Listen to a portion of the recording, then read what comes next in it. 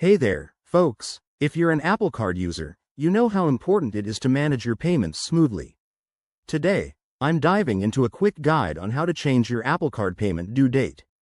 Whether you're juggling bills or just want a better schedule, this can help you stay on top of your finances.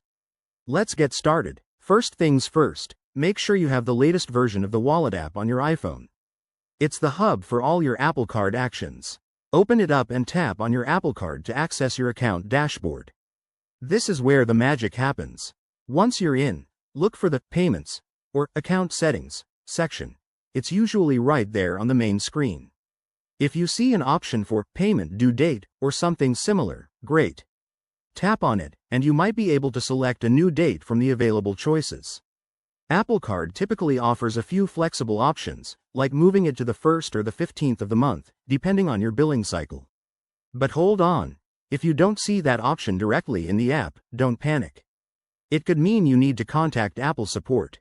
Head over to the Help or Support tab in the Wallet app, or give them a call through the provided number. When you reach out, have your card details ready and explain that you'd like to change your due date. They're usually super helpful and can guide you through it. After you've made the change, double-check your upcoming statements to confirm the new date is set.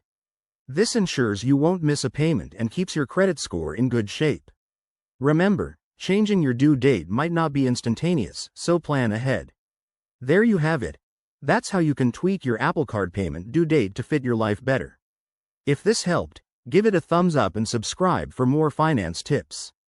Drop any questions in the comments, and I'll see you in the next video.